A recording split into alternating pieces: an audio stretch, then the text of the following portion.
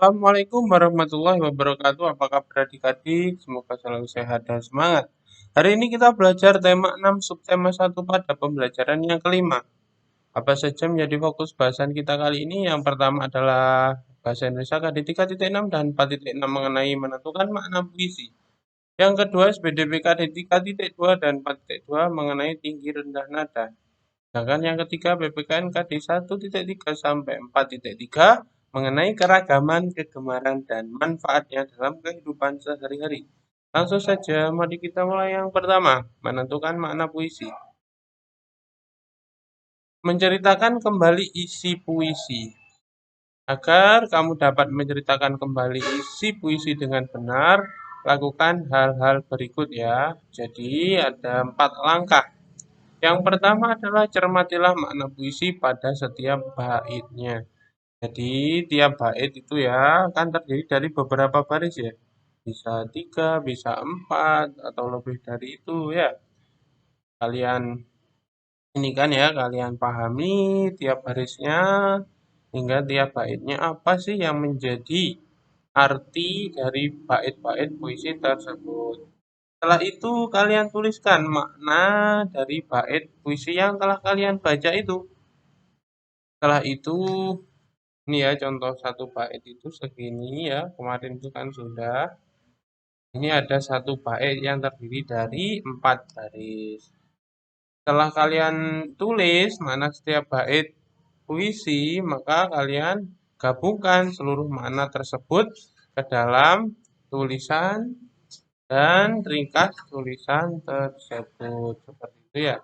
Ini ada contoh puisi 4 baris ya, yang berbunyi perkakas dan oli menjadi kawannya sehari-hari.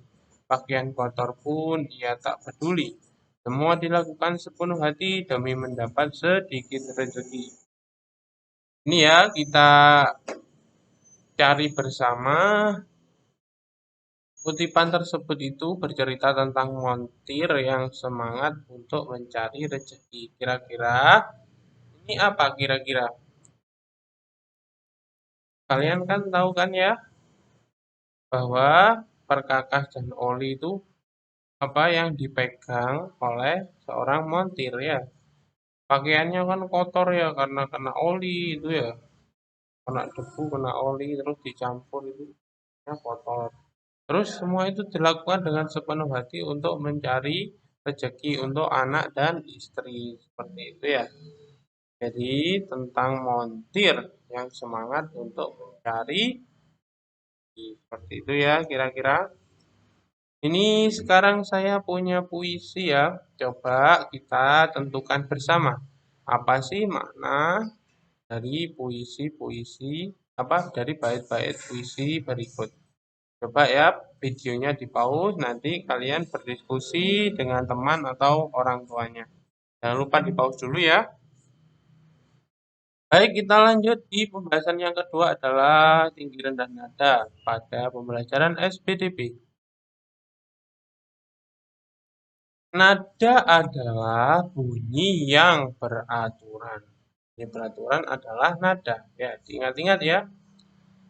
Ada nada yang tinggi dan juga pula ada nada yang rendah. Urutan tinggi rendah nada disebut tangga nada.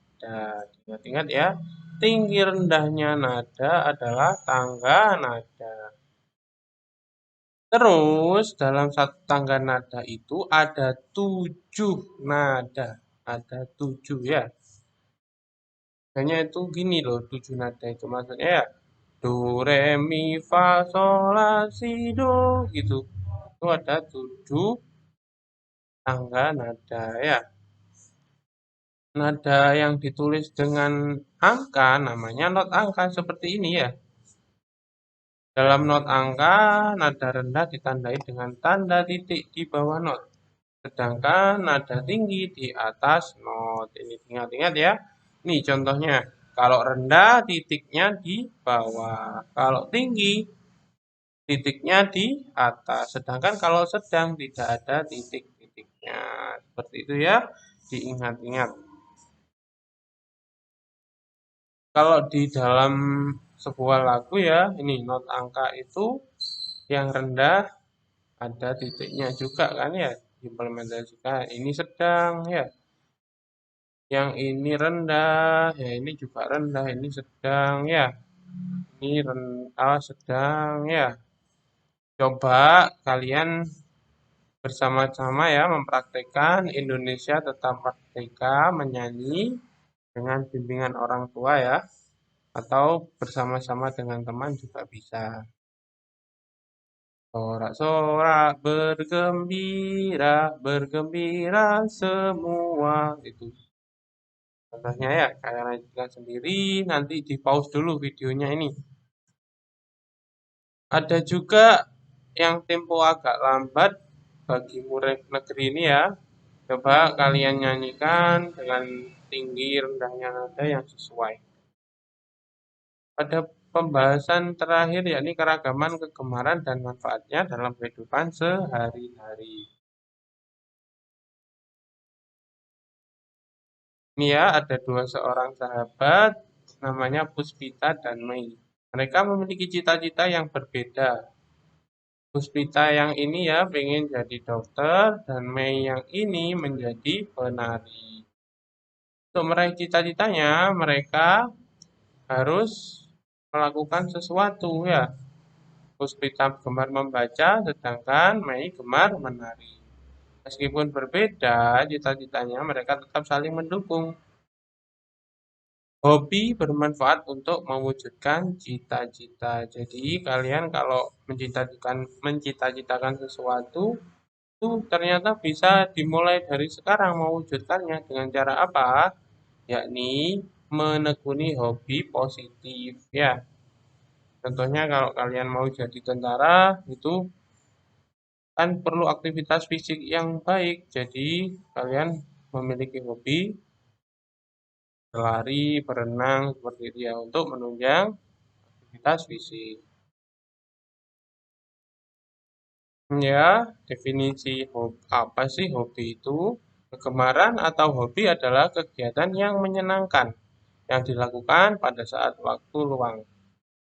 Jadi di, waktu luang itu digunakan untuk melakukan hobi, yakni kegiatan positif. Itu ya. Setelah itu, apabila suatu kegemaran yang positif ditekuni dengan baik, maka akan mendatangkan manfaat bagi diri sendiri dan orang lain. Ini ya, apa saja sih yang manfaat yang mungkin kita bisa peroleh? Yang pertama, apabila kita memiliki hobi olahraga, tentunya kesehatan dan kebugaran kita terjaga, juga terhindar dari penyakit. Kalau berkebun mendapat sinar matahari, vitamin D ya, bisa dapat buah, bisa dapat bunga, seperti itu ya. Terus kalau memasak, apa sih manfaatnya? Untuk mengurangi konsumsi makanan yang tidak sehat. Apalagi zaman sekarang ya, banyak junk food itu tentunya tidak sehat kalau kita makan. Terus menulis, melatih diri untuk berpikir dan meningkatkan daya ingat. Terus menari untuk menjaga otot supaya tetap bagus ya dan juga tubuh menjadi seimbang.